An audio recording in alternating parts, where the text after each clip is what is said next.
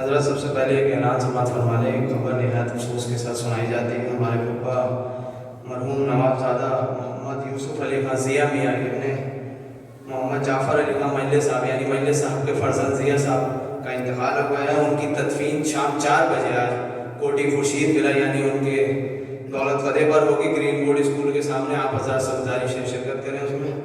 آئیے حضرات 4 مصرے حضور آپ کو بطور اپنے والد مرحوم تنویر سحری کے 4 مصرے پیش کرتا ہوں امام حسین علیہ السلام کے حوالے سے کہ حسین آپ سا دنیا میں آ سکا نہ کوئی. حسین آپ سا دنیا میں آ سکا نہ کوئی. مقام آپ سا دنیا میں پا سکا نہ کوئی. حسین آپ سا دنیا میں آ سکا نہ کوئی. مقام آپ سا دنیا میں پا سکا نہ کوئی. اور عقیدتوں کے دیوں کو بجھا سکا نہ کوئی. عقیدتوں کے دیوں کو بجھا سکا نہ کوئی. اور چراغ گل بھی کیے پھر بھی جا سکا نہ کوئی. کہ چراغ گل بھی کیے پھر بھی جا سکا نہ کوئی. آئیے حضرات ان 4 مصروں سے اور 4 مصرے پیش کر رہا ہوں اور اس شخصیت کی خدمت میں گزارش کہ وہ مجلس کو خطاب فرمائیں. مولانا صدف جونپوری صاحب جو کسی تعارف کا محتاج نہیں ہے بلکہ تعارف ان کی شخصیت کا محتاج ہے. بیرون ملک اور ہندوستان میں بھی ایک اپنا الگ مقام رکھتے ہیں. محسن نقوی شہید کے 4 مصروں سے حضور آپ کا خیر مقدم کہ یہ بات یاد رکھ کہ عقیدے کی بات ہے. مولا علی کی ولادت کا روز قریب آ رہا ہے کہ یہ بات یاد رکھ کہ عقیدے کی بات ہے. اس بات کا لقب ہی کلید نجات ہے. کہ یہ بات یاد رکھ کہ عقیدے کی بات ہے. اس بات کا لقب ہی کلید نجات ہے. اور دوزخ منافقوں کی عبادت کا ہے جہیز. دوزخ منافقوں کی عبادت کا ہے جہیز. اور جنت علی کے ذکر کی پہلی زکوٰۃ ہے. کہ دوزخ منافقوں کی عبادت کا ہے جہیز.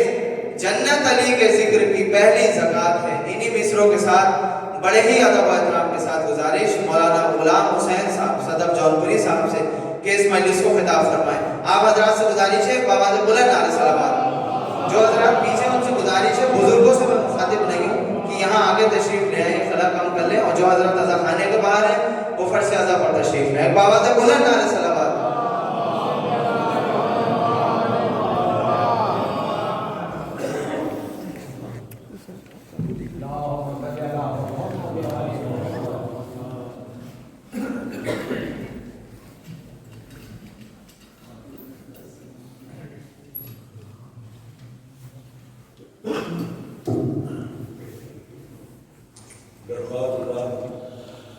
ایک مرتبہ سورہ فاتحہ اور 3 مرتبہ سورہ توحید کی تلاوت کرنا. سید شاکر رضا ابن سید رضا حسین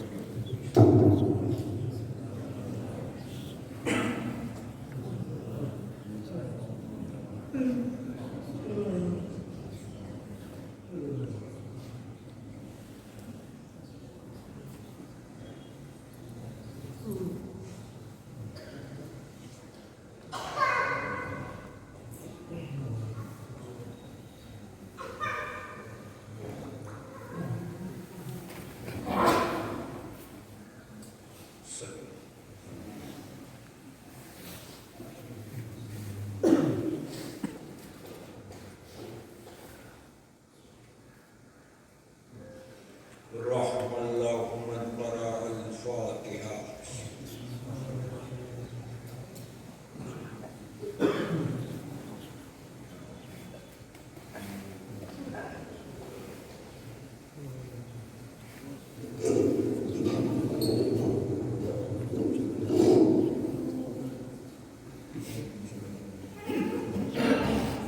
لا حول ولا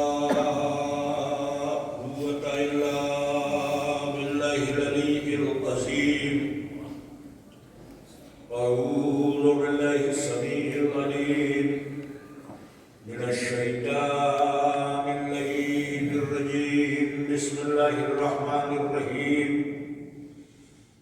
الحمد لله رب العالمين والصلاة والسلام على أشرف الأنبياء والمرسلين سيدنا ونبينا وشفيعنا ومولانا ومقتدانا بالقاسم صلى الله عليه وسلم وآله الطيبين الطاهرين المعصومين الغر الميامين ولعنة الله على آبائهم ومنكري فضائلهم ومصائبهم وغاصبي حقوقهم أجمعين من يومنا هذا إلى قيام يوم الدين. بسم الله الرحمن الرحيم. رب اشرح لي صدري ويسر لي أمري واحلل عقدة من لساني يفقهوا قولي. أما بعد فقد قال الله سبحانه تبارك وتعالى في كتابه المبين وهو أصدق الصادقين وقوله الحق. بسم الله الرحمن الرحيم.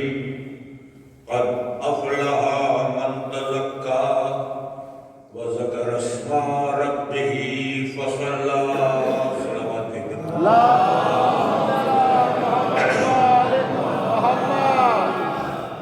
برادرانی منی مرحوم مغفور محب اہل بیت عزادار امام مظلوم کے اشارے ثواب کے لیے اس مجلس کا انعقاد کیا گیا ہے اور مجھ کلمہ بیان کو یہ شرف میسر ہوا کہ میں ذکر کی سعادت حاصل کروں. میں نے قرآن حکیم کا سورہ نشان 87 سورہ اعلیٰ اس کی 14ویں اور 15ویں 2 آیتوں کی تلاوت کا شرف حاصل کیا. اسی کے ذہن میں آپ حضرات کے روبرو کچھ معلومات حاصل کرنا مقصود ہے. اللہ رب العزت نے ان 2 آیتوں میں کامیابی کے اصول بتائے. اس لیے کہ ہم اور آپ اور سب کا مطمع نظر کامیابی ہے. کوئی دنیا میں ناکامی نہیں چاہتا، سب کامیابی چاہتے ہیں. آپ بھی کامیاب ہونا چاہتے ہیں، ہم بھی کامیاب ہونا چاہتے ہیں. اور جو جس کی فیلڈ ہے اس فیلڈ میں وہ کامیابی چاہتا ہے. کوئی ڈاکٹر ہے تو وہ چاہتا ہے کامیاب ڈاکٹر بنے. کوئی انجینئر ہے تو وہ چاہتا ہے کامیاب انجینئر بنے. کوئی کاروباری ہے تو وہ چاہتا ہے کہ کامیاب کاروباری بنے. کوئی شاعر ہے تو وہ چاہتا ہے کہ کامیاب شاعر. کوئی خطیب ہے تو وہ چاہتا ہے کہ کامیاب خطیب. تو سب کے میدان الگ الگ ہو سکتے ہیں، مقصد ایک ہی ہے، کامیابی. اس کے علاوہ کوئی مقصد نہیں. ہم کامیاب زندگی گزارنا چاہتے ہیں. ہم ناکام ہو کے جینا نہیں چاہتے، ہم کامیاب ہو کے جینا چاہتے ہیں.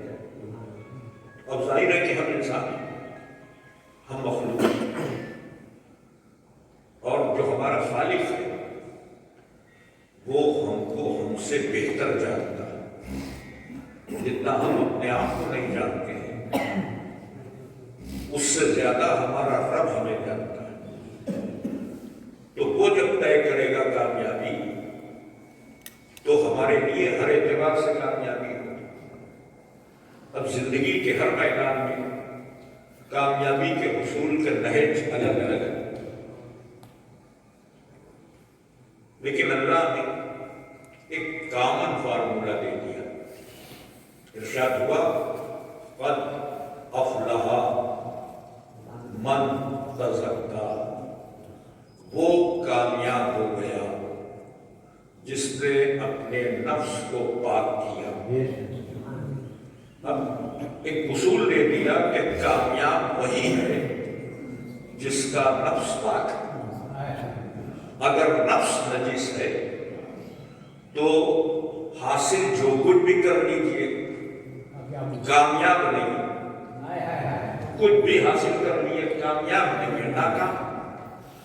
نفس اگر پاک ہے تو کامیابی کے راستے اپنے آپ کھل جاتے ہیں۔ قد افلح من تزکا، وہ کامیاب ہے جس نے اپنے نفس کو پاک کر لیا۔ وذکر اسم ربہ فصلی، یہ کامیاب لوگ کیا کرتے ہیں؟ اپنے رب کا ذکر کرتے ہیں اور اس کی نمازیں پڑھتے ہیں۔ تو اس کا مطلب یہ کہ نماز سے پہلے ذکر کی بات ہے، ذکر۔ اب جب قرآن کی آیتیں ہیں تو کم سے کم مسلمانوں کو تو ان آیات پر یقین کامل ہونا چاہیے۔ صرف ایک سوال ہے پورے عالم اسلام سے کہ ذکر کے حوالے سے کیا بندوبست ہے، ذکر کیسے ہوگا، کب ہوگا، کتنا ہوگا۔ بس ہم پر حسین ابن علی کا یہی ایک بڑا احسان ہے کہ ایک ذکر کی مجلس ادا کر کے ہم کو ذکر کے موقع دیے گئے قدم قدم۔ بہرحال موضوع یہی ہے کہ کامیاب وہ ہے کہ جس نے اپنے نفس کو پاک رکھا۔ نفس پاک ہے تو کامیابی ہے، نفس نجس ہے تو ناکامی ہے۔ اب ذرا سی ہم اس بات پہ غور کر لیں اور گفتگو آگے بڑھ جائے کہ کامیابی کے لیے طہارت نفس ضروری ہے۔ اب یہ جو طہارت نفس ہے یہ کیسے ممکن ہے؟ صرف اس موضوع پہ غور کیا جائے کہ طہارت نفس کیسے ممکن ہے، تو پھر اللہ سے پوچھیے کہ نفس پاک کیسے ہو؟ بھئی ہم سب کو نفس عطا کیا ہے، پاک کیسے ہو؟ تو پھر اس نے آواز دی وَالَّذِي بَعَثَ فِي الْأُمِّيِّينَ رَسُولًا مِّنْهُمْ يَتْلُو عَلَيْهِمْ آيَاتِهِ وَيُزَكِّيهِمْ وَيُعَلِّمُهُمُ الْكِتَابَ وَالْحِكْمَةَ۔ اسی نے امین میں ایک رسول بھیجا جو انہی میں سے، اس رسول کی ڈیوٹی بتائی۔ کیا ڈیوٹی؟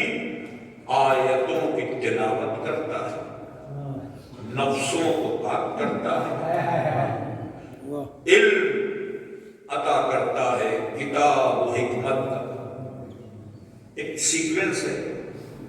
آیتوں کی تلاوت پہلا کام، آیتوں کی تلاوت کا نتیجہ یہ ہے کہ نفس پاک ہوتے ہیں۔ جب نفس پاک ہو جاتے ہیں تو اس لائق ہوتے ہیں کہ انہیں علم و حکمت سے آشنا کیا جائے۔ ہماری جو دنیا ہے اور ہماری جو زندگی ہے اور ہمارا جو معاشرہ ہے اس میں علم کو کامیابی کا ذریعہ قرار دیا جاتا ہے، اور بے شک علم کامیابی کی منزلوں تک لے جاتا ہے، بڑا مرتبہ ہے۔ مگر قرآن نے علم سے پہلے طہارت کی بات کی ہے۔ اس بات کو ذرا سی محسوس کیجئے کہ علم سے پہلے طہارت کی بات کی ہے۔ کیوں؟ اس لیے کہ جس ظرف میں علم ہو اس کا پاک ہونا ضروری ہے۔ اگر ظرف نجس ہے اور خبیث ہے تو علم آ بھی جائے تو فائدے مند نہیں۔ اگر خبیث نفسوں کے پاس علم آئے گا تو فائدہ کرنے کے بجائے نقصان پہنچائے، ہلاکت کی طرف لے جائے۔ عزیزان گرامی، ہماری اور آپ کی اس دنیا میں اور اس سماج میں جس میں ہم جی رہے ہیں، علم کو ہم دو حیثیتوں سے پہچانتے ہیں. کبھی ہم کہتے ہیں علم دین اور کبھی ہم کہتے ہیں علم دنیا. یہ تقسیم ہماری ہے. ورنہ علم بس علم، نہ دین میں نہ دنیا میں، علم بس علم.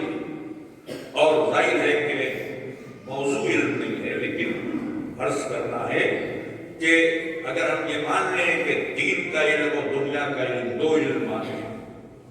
علم دین کیا ہے کہ بچہ مدرسے جا رہا ہے، قرآن پڑھ رہا ہے، پڑھتے پڑھتے تفسیر پڑھنے لگا، حدیث پڑھنے لگا، فقہ پڑھنے لگا، اصول فقہ پڑھنے لگا. ہم نے کہا اس میں علم دین حاصل. علم دنیا کیا ہے کہ وہ اسکول گیا، کالج گیا، گریجویٹ ہوا، پوسٹ گریجویٹ ہوا، پی ایچ ڈی کر لی، کسی یونیورسٹی تک چلا گیا، تو ہم نے کہا اس میں علم دنیا حاصل. لیکن اس بات کو محترم مجمع ذہن میں رکھے کہ دنیا کا علم یا دین کا علم پاک نفسوں میں رہے گا تو فائدہ پہنچائے گا. نجس نفسوں کے پاس یہ علم آئے گا تو انسان کو ہلاک کرے گا، ہلاکت کا سبب بن جائے گا. اگر آپ غور کریں تو دونوں کی ایک ایک مثال ہے، علم دین اور علم دنیا. علم دنیا میں تو سب سے بڑا نام آج کی ڈیٹ دنیاوی طور پر جس کی علمی شخصیت کا لوہا پوری کائنات مان رہی ہے دنیاوی اعتبار پر، وہ نام ہے البرٹ آئنسٹائن. یہ تو Albert Einstein theory of relativity اسی نے پہچانوائی. نور کو انرجی میں اور انرجی کو نور میں کیسے بدل دیا جائے، یہ فارمولا اسی نے دیا، E=mc². اور اسپیس اور ٹائم کی تھیوری پر سب سے زیادہ کام البرٹ آئنسٹائن نے کیا، دنیاوی طور پر عالم ہے. لیکن جب نفس نجس ہو جاتا ہے تو کیا ہوتا ہے؟ جرمن میں رہتا ہے، ہٹلر سے ناراض ہوا، امریکہ کے پریزیڈنٹ کو لیٹر لکھا البرٹ آئنسٹائن نے کہ آپ جیسے بڑے ملک کے پاس ضروری ہے کہ ایٹم بم ہو، ہم اپنے اسٹوڈنٹس کو بھیجیں گے، آپ ایٹم بم بنائیے اور ہٹلر کا مزاج درست کیجیے. 1931 یا 32 میں یہ لیٹر گیا اور اس کے اسٹوڈنٹس گئے. 1939 میں دنیا کا پہلا ایٹم بم بن گیا. 1939 میں جو ایٹم بم بنا وہ 1945 میں جاپان پر گرا دیا گیا. 39 میں بنا تھا، 45 میں ایٹم بم یوز ہوا. بنوانے والے نے ہٹلر کے لیے بنوایا تھا، گرا جاپان پر. اور جب وہ ایٹم بم گرا تو دنیا نے دیکھا کہ لاکھوں وجود ودن سیکنڈ، ایک لمحے میں لقمہ اجل لگ گئے، موت کی آغوش میں سو گئے لاکھوں لوگ. اور اس ابتدائی ایٹم بم کا سلسلہ آج بھی اپنے اثرات کو باقی رکھے ہوئے. جہاں ایٹم بم گرا تھا فضا ایسی آلودہ ہوئی کہ اس کے بعد جو بچے پیدا ہوئے دولے لبے پیدا ہوئے. یہ ایک ایٹم بم، یہ ایک ایٹم بم جس نے دنیا کو ہلاکت اور موت کے منظر دکھا دیے. کیا جاہل نے بنائے تھے؟ عام لوگ تھے، نہایت ذہین اور پڑھے لکھے لوگ تھے جنہوں نے ایٹم بم کیوں بنا دیا؟ نفس جب نجس ہو تو عالم اسی طرح دنیا کو برباد کرتا ہے. یہ نفس کی نجاست ہے. اور کہیں کہ کبھی ہوا نفس. حالانکہ بعد میں آئنسٹائن کو جب ہوش آیا تو پوری دنیا میں اس نے دورے کیے، لوگوں کو روکا کہ یہ ہلاکت ہے، ادھر نہ جاؤ. مگر جو کام ہو گیا وہ آگے ہی بڑھتا ہے۔ آج کی دنیا، آج جو اسلحے، میزائلز، ایٹم بم، ہائیڈروجن بم، جو کچھ ہے، یہ جو بن رہا ہے، کون بنا رہا ہے؟ جاہل لوگ نہیں بنا رہے، دنیا کے مانے ہوئے برین ہیں، صاحبان علم۔ مگر آج ہوتا کیا ہے کہ جو ریسرچر ریسرچ کرتے ہیں ان کو پیسے دیے جاتے ہیں کہ یہ کام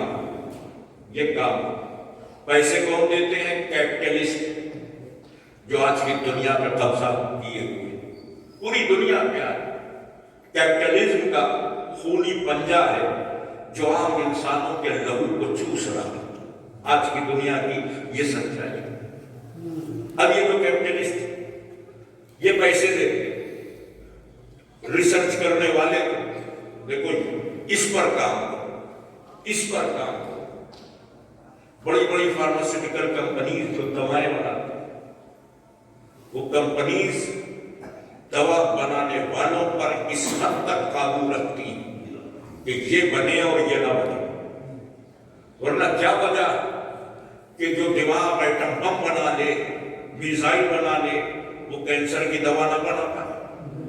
اب غور کیجیے، شوگر مرض بھی نہیں، ڈس آرڈر کہا گیا،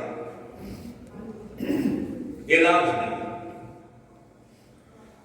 صرف علاج نہیں، کام نہیں ہو رہا۔ اگر شوگر کا علاج آ جائے تو یہ جو کروڑوں کا بزنس ہو رہا ہے دوا کے نام پر، صبح ایک گولی کھاؤ، شام ایک گولی کھاؤ، اس بزنس کا کیا ہوگا؟ اپنے مالی مفاد کے لیے چاہے اکٹھا انسانیت کا قتل کرنا پڑے یا دھیرے دھیرے انسانیت کو مارنا پڑے، یہ کام عالموں کی طرف سے ہوتا ہے، جاہلوں کی طرف سے ہے۔ عالم یہ کام کیوں کرتا ہے جبکہ علم کا اتنا مرتبہ ہے؟ صرف اس لیے کہ نفس نجس ہوتا ہے تو اس کا علم نقصان دہ بن جاتا ہے۔ نفس نجس ہے تو علم نقصان دہ، جو دنیا میں ہے وہی دین میں۔ ایسا نہیں ہے کہ دین کے عالم کچھ بہت الگ سے ہیں، کچھ بڑے مقدس، ایسا کچھ نہیں۔ یہ جو علم دین حاصل کرتے ہیں، یہ جو بڑے بڑے نام حاصل کرتے ہیں، محقق ہیں، مفکر ہیں، مفسر ہیں، مفتی ہیں، سب کچھ ہیں، مگر دے کیا رہے؟ کیا دے؟ مذہب کے نام، مذہب کے نام جو قتل و خون ہے، جو دہشت گردی، وہ مذہبی ملاؤں کی دین ہے۔ معاف کیجیے گا، میں ان کو علماء کہنا بھی نہیں پسند کرتا جو صحیح دین نہ سکھا سکتے، اس لیے میں نے ملا کا لفظ منتخب کیا کہ یہ مذہبی ملاؤں کی دین ہے۔ یہ چاہے اسلام میں ہو، یہ چاہے ہندوازم میں ہو، یہ چاہے کرسچینٹی میں ہو، یہ چاہے جیوزم میں ہو، مذہبی نفرتیں ملاؤں کے گھر سے برآمد ہوتی ہیں، انسانوں کو ان کے خون میں نہلا دیتی ہیں۔ یہ ملائیت ہے۔ غور کیجیے کہ القاعدہ سے لے کر داعش تک کی جو تنظیمیں، کیا ان کو رامپور کے رکشے والے چلا رہے، منڈی کے کبڑیے چلا رہے؟ نہیں، مفکر اسلام ہیں، مفتی اعظم ہیں۔ فتویٰ یہ ہے کہ مسجد میں بم باندھ کے کود جاؤ، 70 پورے ملیں گے۔ ایک شیعہ مار دیا تو جنت تو واجب ہو گئی۔ یہ فتوے ہیں ریٹن میں، اور میں یہ فتوے جاہل نہیں دے رہے، علم دین حاصل کرنے والے ملا یہ فتوے دے رہے۔ کیوں ایسے فتوے آ رہے؟ دین کا علم تو حاصل کیا مگر نفس نہ پاک کر سکے۔ یاد رکھیے کہ جب نفس نجس ہوتا ہے، جب نفس نجس ہوتا ہے تو عالم نہیں، علم تو آ جائے گا کام نہیں آتا یہ عالم جب نفس نجس ہوگا تو عالم قوم کو دیدار نہیں بنا پائے. جب نفس نجس ہوتا ہے تو عالم قوم کو دیدار بنانے کے بجائے دہشت گرد بنا دیتا ہے. صلوات بھیجو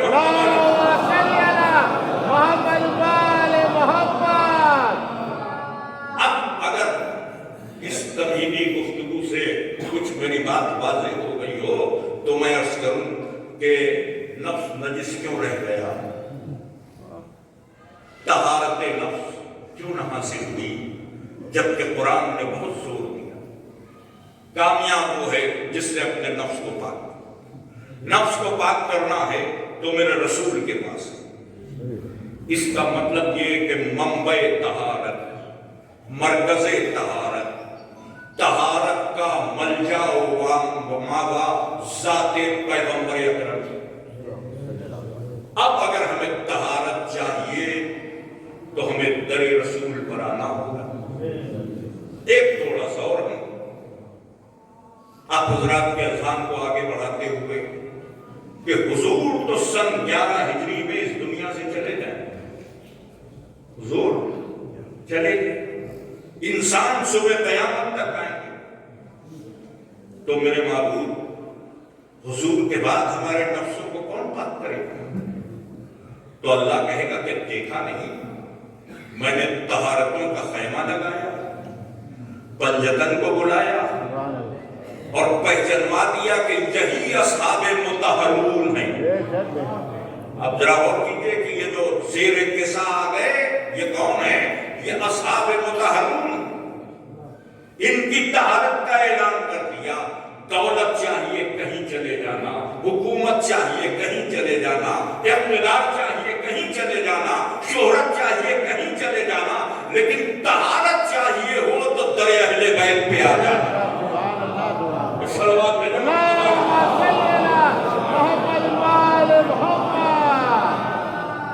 تو جو اپنے علم کو, بلکہ جو اپنے کاسہ علم کو لے کر در اہل بیت تک آ گیا, نفس بھی پاک ہو گیا, علم بھی مل گیا. نفس بھی پاک ہو گیا, علم بھی مل گیا. اس لیے کہ آل محمد نفوس کی طہارت کا اہتمام کرتے ہیں, طاہر نہیں. قرآن نے ان کو مطہر کہا, مطہر کہا. بزرگ بہتر جانتے, بچے سمجھنے کے دو لفظ ہیں, طاہر اور مطہر. طاہر الگ چیز ہے, مطہر الگ چیز ہے. طاہر ہر پاک چیز کو طاہر کہا جائے گا, مگر ہر پاک چیز مطہر نہیں. طاہر پاک ہے, مطہر اسے کہتے ہیں کہ جو خود تو پاک ہو, جو اس کے ساتھ آ جائے وہ بھی پاک ہو جائے. مطہر اسے کہتے ہیں. آپ دیکھیں کہ توضیح المسائل تحفۃ العوام ہر گھر میں ہوتا ہے. باب عبادت سے پہلے باب طہارت ہے. یہ باب طہارت پہلے کہ نہیں اللہ کے حضور طاہر ہو کر جائے. بڑا زور ہے طہارت. ابھی آپ حضرات نماز پڑھیں گے تو وضو کریں گے, پاک تو سب ہے, پاک اس لیے کہ فرش اعلیٰ میں بیٹھے یہاں دھو کے آئے پاک, لیکن اب مسجد میں گئے تو وضو بھی کر رہے. پروردگار پاک ہے, کیا ضرورت ہے وضو کی؟ نہیں, میری بارگاہ میں آ رہے ایکسٹرا طہارت کے ساتھ پاک ہو پھر بھی وضو کرو. تو آپ ذرا غور پائیں کہ یہ طہارت ہے, اور یہ جو وضو یا غسل ہے یہ کیا ہے؟ یہ مادی طہارت ہے, یہ جسم کو پاک کرنے والی بات ہے. تو جب جسم کی طہارت کا اتنا خیال ہے تو پھر روح اور نفس کی طہارت کو کیسے چھوڑ دیا تھا؟ جب جسم کے پاک رکھنے کا حکم ہے تو جسم تو مٹ جانے والا, روح کا پاک ہونا اس سے زیادہ ضروری ہے کہ نہیں؟ اب یہ جو جسم اس کی پاکیزگی کے لیے नजासतें क्या, ये बताया गया। तहारत क्या, ये समझाया गया। फिर मुताहरात बताया गया, 12 या 14 मुताहरात, वो चीजें जो तहारत अता करती। इन मुताहरात में तहारत का सबसे बड़ा सोर्स पानी है। पानी हमें पाक करता है, आपको पाक करता है। पानी है, पानी न मयस्सर हो तो मिट्टी है, मिट्टी भी पाक करेगी। धूप निकल आए तो धूप भी पाक करे। ये सब मुताहरात, खुद तो पाक है, दूसरों को भी पाक करे। हमारे पास जो अल्लाह ने सबसे बड़ा तहारत का वसीला करार दिया, वो पानी को करार दिया।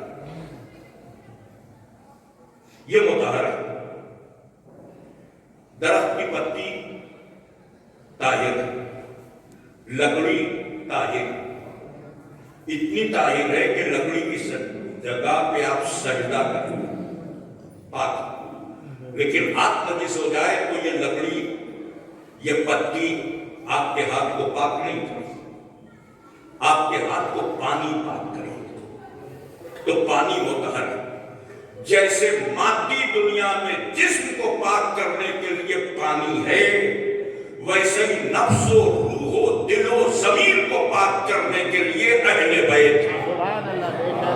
सलवात भेजे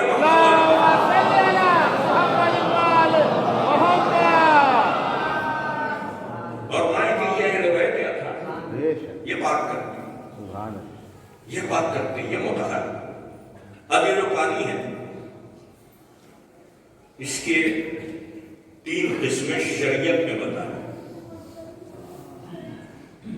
आबे कलील,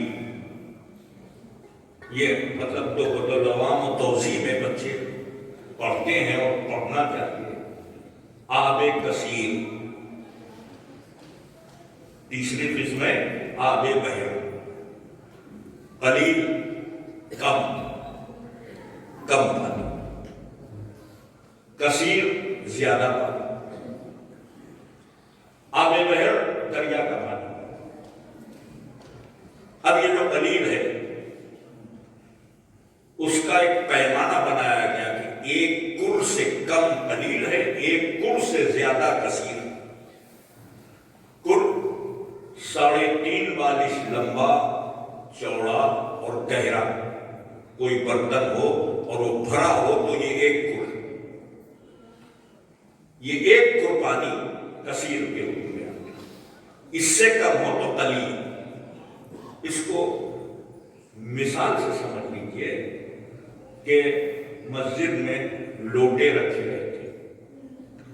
ये लोटे में जो पानी है, यहाँ पे कलील।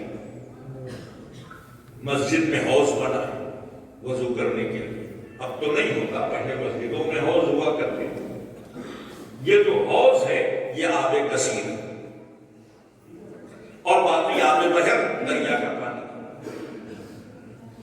ये 3 तरह के पानी तहारत अता करते हैं, मगर फर्क है कि आबे कलील भी पाक करता है, आबे कसीर भी पाक करता है, और दरिया का पानी भी पाक करता है। आबे कलील पाक तो करता मगर नजासत को कबूल भी कर लेता। आबे कसीर बहुत देर में नजासत को कबूल करता। दरिया का बहता पानी कभी नजिस नहीं होता, कबूल ही नहीं करता। मसलन हाथ नजिस था, जल्दी में थे, आपने कहा लाओ लोटे में हाथ डाल दे, तो ये जो लोटे में आपने हाथ डाला तो हाथ तो नजिस रहा, लोटे का पानी भी नजिस हो। वही नजिसात आपने हौज में डाल दिया तो आपका हाथ भी पाक हो गया और हौज का पानी आगे कसीर में पाक। अब जरा सा आप गौर करें कि ये जो हौज का पानी है, ये कब तक पाक है? अगर इसमें गंदगी डाली जाती रहे और इतनी गलाजत हो जाए कि इस पानी की बू बदल जाए, इसका रंग बदल जाए, अब ये भी नजिस, ये भी नजिस। लेकिन दरिया का पानी कभी नजिस नहीं होता, हमेशा पाक होता। اب یہ جو میں نے مسئلہ بتایا یوں ہی تھوڑی بتایا، اب آپ اس کے پیچھے کا نقطہ بھی تو محسوس کریں۔ ہم اہل بیت کے چاہنے والے ہم ہوں گے آپ، ہماری مثال لوٹے کے پانی کی ہے۔ کوئی شک و شبہ لے کے آئے تو عشق اہل بیت کے صدقے میں ہم دور کر سکتے، لیکن کوئی بہت مضبوط سامنے والا ہو تو ہم بہک سکتے۔ بھئی اس نے زیادہ شک وارد کر دیے، ہم جواب ہی نہیں دے پائے تو ہم گمراہ نہیں ہو سکتے۔ مگر جو ہمارے علماء ہیں وہ حوض کا پانی ہے، وہ آسانی سے زیر نہیں ہوں، مگر معصوم وہ بھی نہیں، بہک وہ بھی سکتے، اور بہکنے والے علماء کی بھی ایک تاریخ ہے، بہک وہ بھی سکتے۔ تو ہم تو ہوئے لوٹے کا پانی، ہمارے علماء ہوئے حوض کا پانی، مگر جو اہل بیت کے اطہار ہیں دریا کا بہتا پانی۔ کیسا بھی شک ہو مطمئن کر کے بھیجے، اب بتائیں کہ یہ دریا کا پانی، یہ طہارت عطا کرتے ہیں۔ بس آخری سوال اور میں مجلس کو مکمل کروں۔ اب یہ سوال پیدا ہو سکتا ہے کہ رسول اور آل رسول جب نفس پاک کرتے ہیں تو جو ان کے پاس آئے سب کیوں نہیں پاک ہوئے؟ تو یہ سوال پیدا ہوتا ہے کہ نہیں ہوتا؟ تو سب تو نہیں پاک ہوئے۔ اب سامنے کی مثال ہے، ایک کلمہ، ایک فقرہ، ایک جملہ امام حسین کا خود کو نجاست سے نکال کے طہارتوں کے دریا تک لے آیا۔ ایک ہی جملہ تو ہے کہ تیری ماں تیرے ماتم میں بیٹھی، جس سے ایک جملہ کہا وہ اتنا پاک ہو گیا، جس کے سامنے 7 خطبے دیے، ایک دو نہیں 7، وہ عمر سعد نجس کا نجس رہا، اور سے یہ نہیں کہا تھا کہ تم میرے لشکر میں آ جاؤ، کچھ نہیں کہا، تیری ماں تیرے ماتم میں بیٹھی۔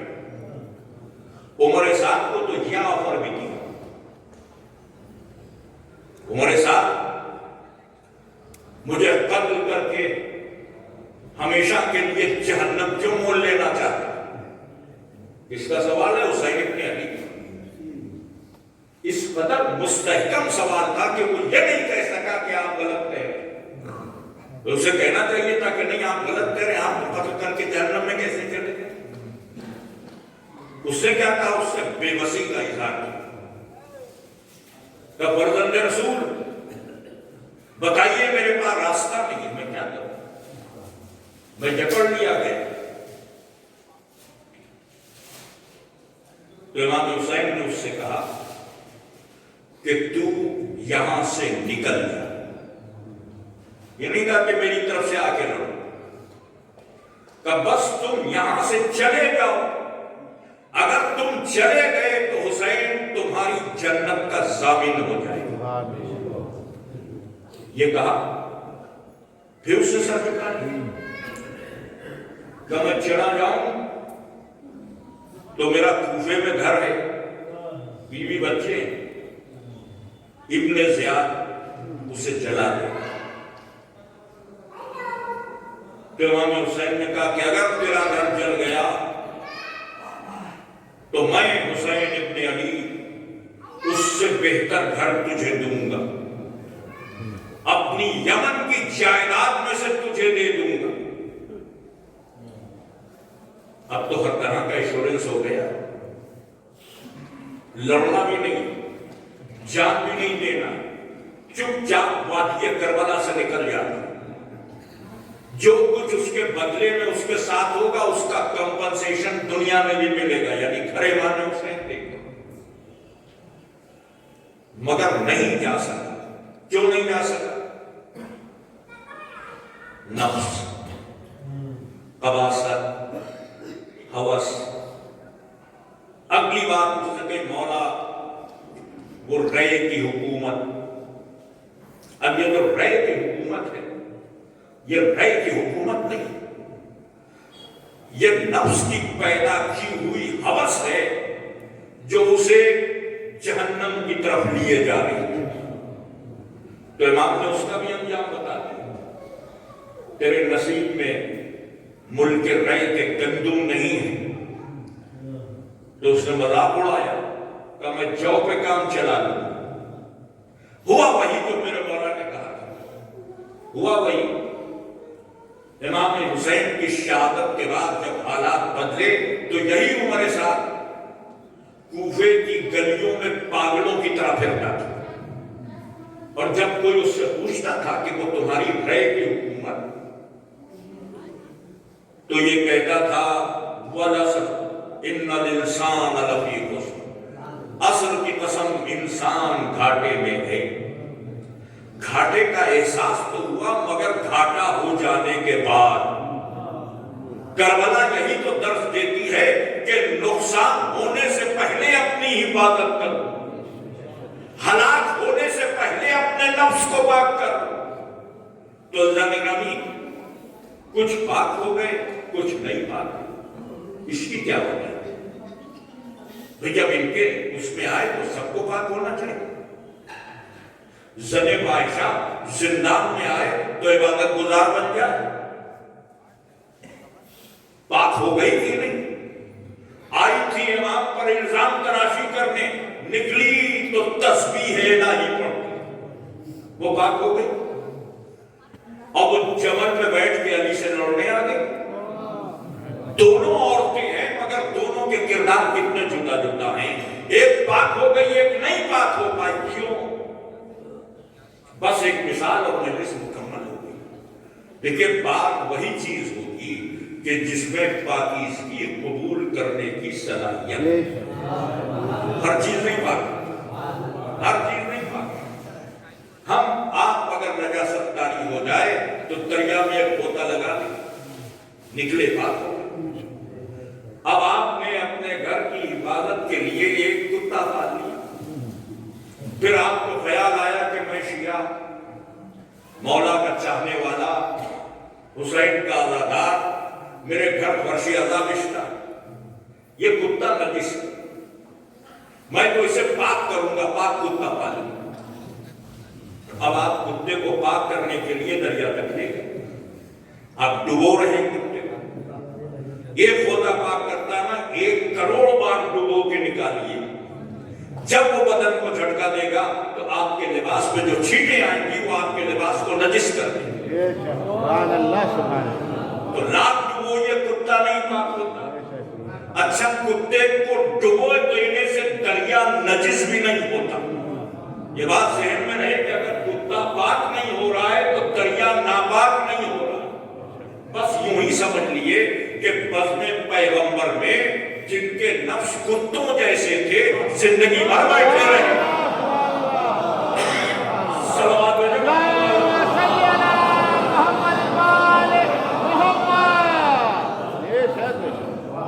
پھر وہ پاک نہیں ہو سکتے کیونکہ ان کی اپنی ٹیکنیکل پرابلم ہے، وہ نہیں پاک ہو سکتے کیونکہ صلاحیت ہی نہیں ہے کہ نفس پاکیزگی کو قبول کرے۔ جہاں صلاحیت ہوتی ہے وہاں مقدر بدل جاتا ہے۔ کبھی کبھی پیدائشی معاملات انسان کو پاک نہیں ہونے دیتے، کبھی کبھی حسب و نسب کے معاملات انسان کو پاک نہیں ہونے دیتے، اور صرف یہیں تک محدود نہیں، صرف یہی نہیں کہ کوئی جائز طریقے سے دنیا میں نہیں آیا تو وہی ناپاک رہ جائے، یعنی اس کا نفس علی کی محبت نہ قبول کر سکے۔ نہیں، ایک معاملہ امام حسین نے سمجھایا، جب خطبہ دے رہے تھے تو ارشاد فرمایا کہ تم پر میری بات کا اثر اس لیے نہیں ہو رہا ہے کہ تمہارے پیٹ مال حرام سے بھرے ہوئے،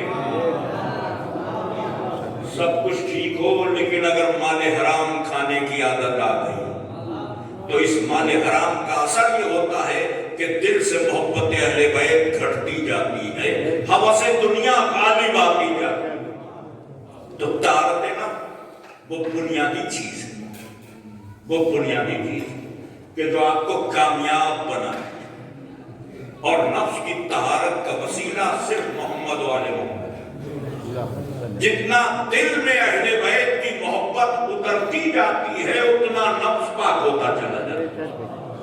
بس ان کی محبت دل میں اتر جائے، اور جب ان کی محبت سے دل لبریز ہو جاتا ہے تو پھر پچھلی زندگی ورقے سادہ ہو جاتی ہے، کوئی حیثیت نہیں۔ اس کی کتنی مثالیں دی ہیں،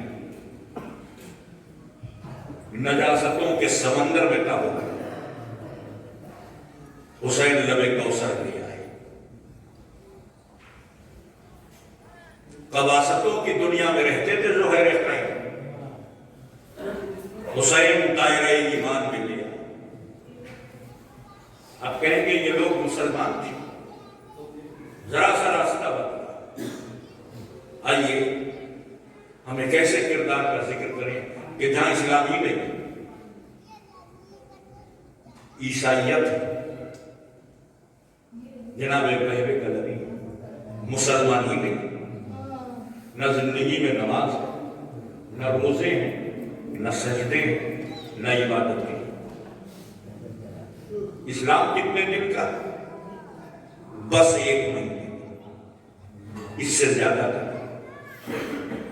اس 1 مہینے کے اسلام کو حسین ابن علی نے اتنا گرم بنا دیا کہ وقت کے ائمہ نے وحب کو بھی سلام کیا۔ اس سے بڑا مرتبہ کیا ہوگا کہ امام عصر کہے کہ پاک ہو تم اور پاک ہو گئی وہ زمین جہاں تمہارا خون بہہ گیا۔ اس سے بڑا کیا رتبہ ہو سکتا؟ اس بلندی پر انصار حسینی ہیں کہ جہاں رسول انبیاء ماسوا رشک کی نظروں سے شہدائے کربلا کو دیکھ، جس مرتبے یہ مرتبہ عشق حسین میں پورے وجود کو طہارت عطا کی۔ مجلس مکمل ہو گئی، ایک محبوب، ایک مقبول، ایک محب اہل بیت، ایک حسین کے عزادار کی مجلس۔ خدا شاکر بھائی مرحوم کو کروٹ کروٹ پہ نصیب کرے، زندگی شغل اعلیٰ میں گزری۔ جب جب میرا اورنگ آباد جانا ہوا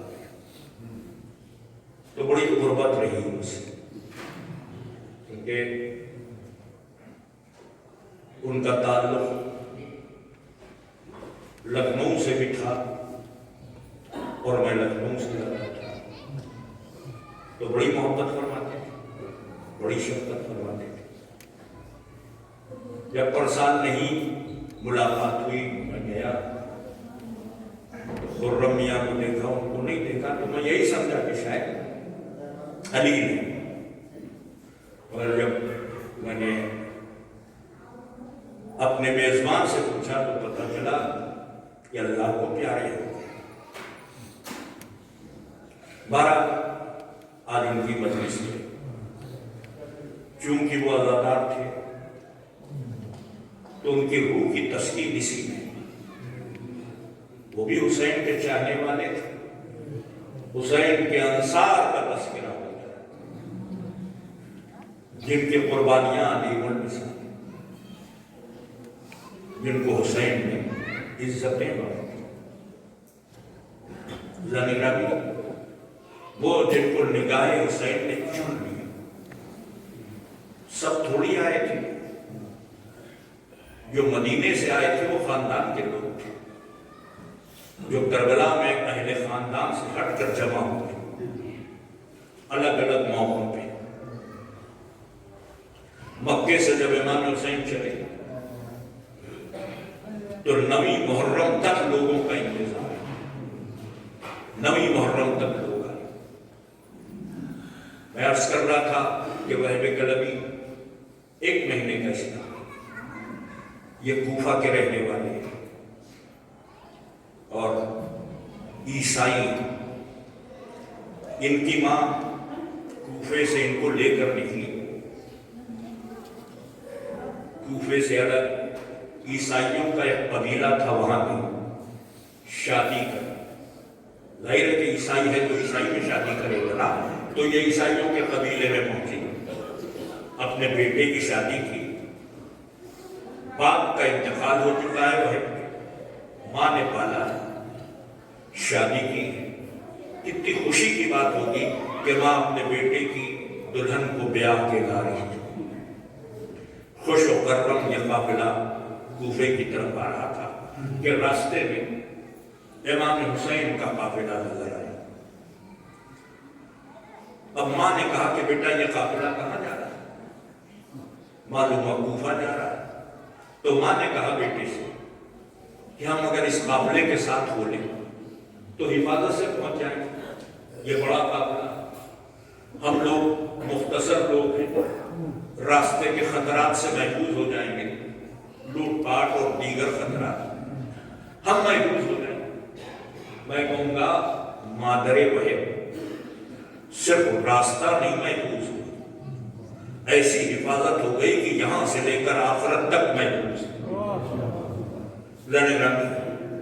یہ چھوٹا سا 3 آدمیوں کا قافلہ جس میں وحب ہیں، وحب کی زوجہ ہیں، وحب کی ماں ہیں، اس بڑے سے قافلے میں ضم ہو گیا۔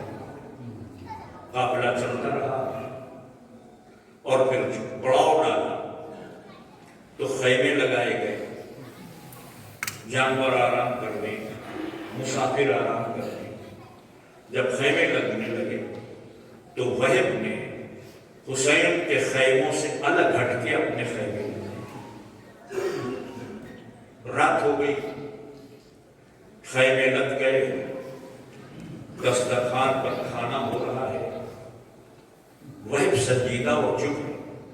ان کی ماں بول رہی، اے بیٹا وحب، ایسے اچھے لوگ تو میں نے دیکھے ہی نہیں، بیٹا میں تو عورتوں میں رہی، اتنا اخلاق میں نے آج تک زندگی میں دیکھا ہے۔ ایک بیوی ہے جن کو سب سیدہ زینب کہتے ہیں، وہ بیوی جب بات کرتی ہے تو ایسا لگتا ہے کہ کوئی مہربان ماں اپنے بچوں سے مخاطب ہو۔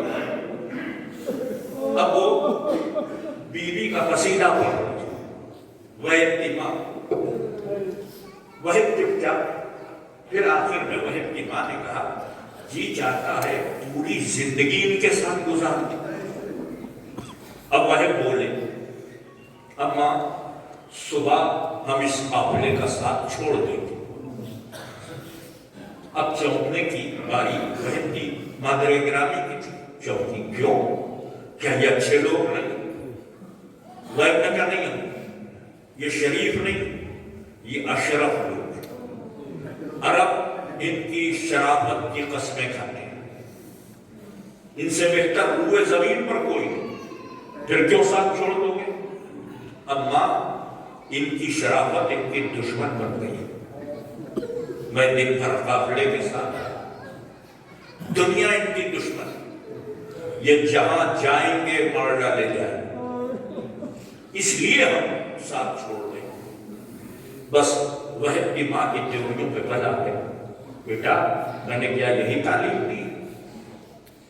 بیٹا شریف لوگوں کو مصیبت میں تنہا نہیں چھوڑا جاتا، اگر یہ مصیبت میں ہے تو ہمارا فرض ہے کہ ہم ان کی مدد کریں۔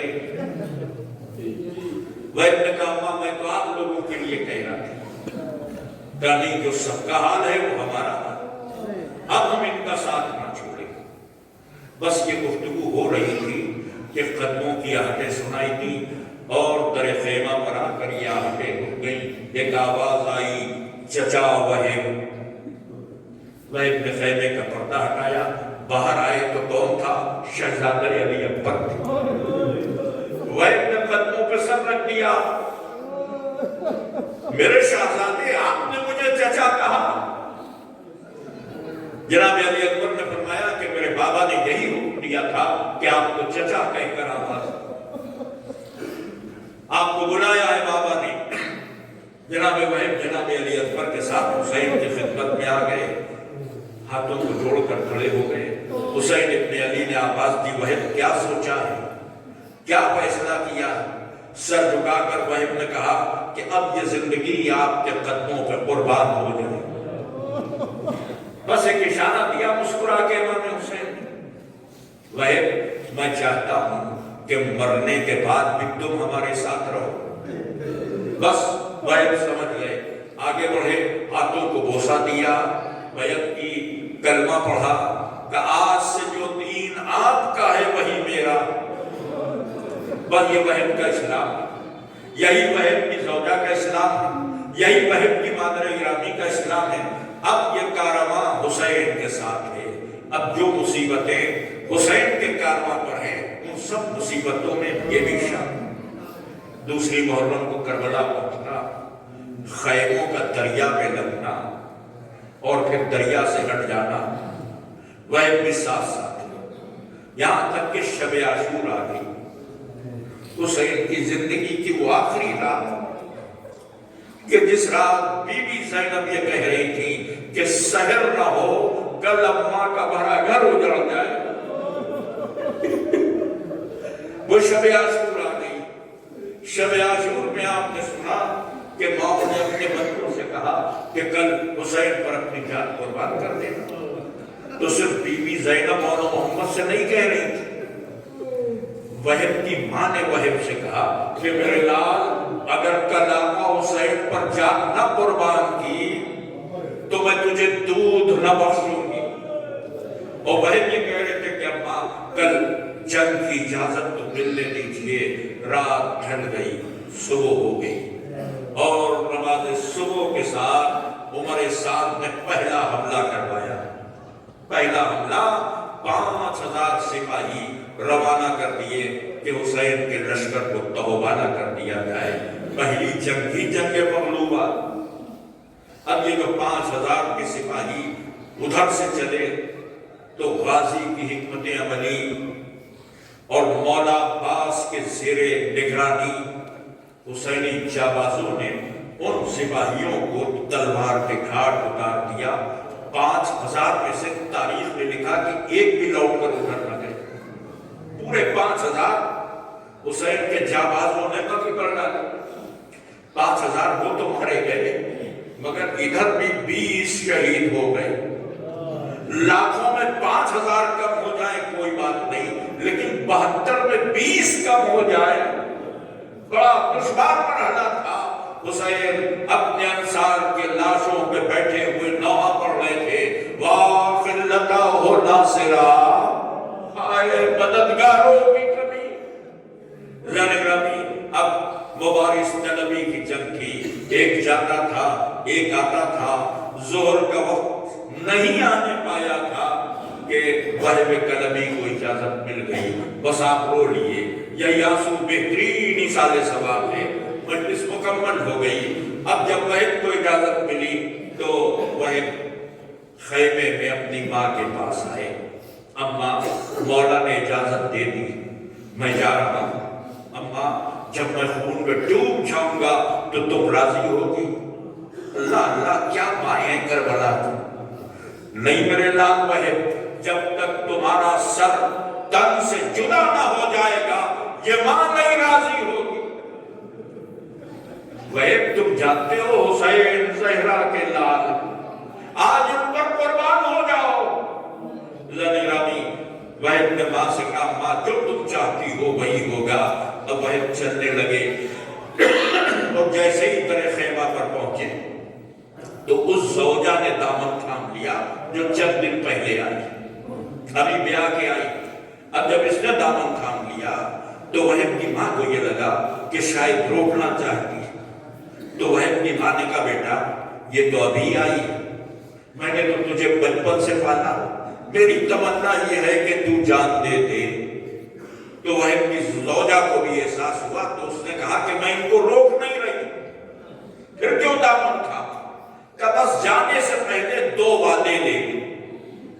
تو وہب کی زوجہ نے جب یہ کہا تو ماں نے کہا کہ وہب تمہاری زوجہ کیا وعدے لینا چاہتی ہے، سن لو اس کی بات۔ تو زوجہ نے کہا یہاں نہیں، آقا حسین کے پاس چلے۔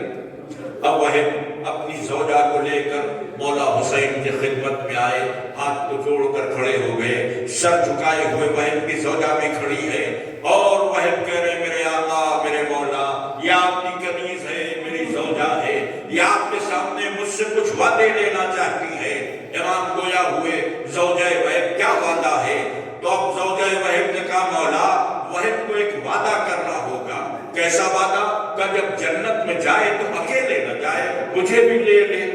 جواب تو وہب کو دینا چاہیے تھا، لیکن قبل اس کے کہ وہب بولتے میرا کریم مولا بولا زوجہ وہب یہ وعدہ حسین کرتا ہے، یہ وعدہ حسین کرتا ہے کہ تم وہب کے ساتھ جنت میں جاؤ گی، جزاکم ربکم خیر الجزا۔ دوسرا کیا وعدہ لینا ہے؟ کہ مولا دوسرا وعدہ وہب سے نہیں ہے، بس آپ سے ایک اجازت چاہیے، بس یہ اجازت سن لیں۔ مجلس مکمل ہو گئی۔ کہ کیسی اجازت چاہیے؟ کہ مولا جب وہب شہید ہو جائے تو اتنی اجازت دے دیے گا کہ میں بی بی زینب کے خیمے میں آ جاؤں۔ کہ تمہیں اجازت ہے، یہ اجازت کیوں مانگ رہی ہو؟ کہ مولا سب قتل ہو جائیں گے، جب آج سب قتل ہو جائیں گے تو خیمے لوٹے جائیں گے، ہم کو اسیر کرنے کی کوشش کی جائے گی، ہماری چادریں چھینی جائیں گی، ہمارا پردہ اتارا جائے گا۔ ہم یہ چاہتے ہیں کہ ہم علی کی بیٹی کے خیمے میں، نبی کی نواسی کے خیمے میں چلے جائیں گے تو محفوظ رہیں گے، اس لیے کہ اس خیمے کی طرف کوئی نہ دیکھے گا، وہ رسول زادی کا خیمہ ہے۔ ایک چیخ حسین کے گلے سے نکلی، زوجہ وہب سب سے پہلے جو شعلہ بلند ہوگا وہ میری زینب کے خیمے سے، سب سے پہلے جو چادر چھینی جائے گی وہ میری ہمشیر کے سر سے چادر چھینی جائے گی۔ ہاں یہی ہوا، جن سروں کو کبھی سورج نے نہیں دیکھا تھا، عصر کے بعد وہی زینب فریاد کر رہی تھی، نانا رسول خدا آپ کی نواسی بے ردا ہو گئی۔ انا نعلت اللہ ونلقم بالظالمین سیعلم الذین ظلموا سیعلم الذین ظلموا وینقلب ینقلبون انا للہ لفظ کے مرتبہ سورہ فاتحہ اور 3 مرتبہ سورہ توحید کی تلاوت فرما کر سید شاکر رضا مرحوم ابن سید رضا حسین کی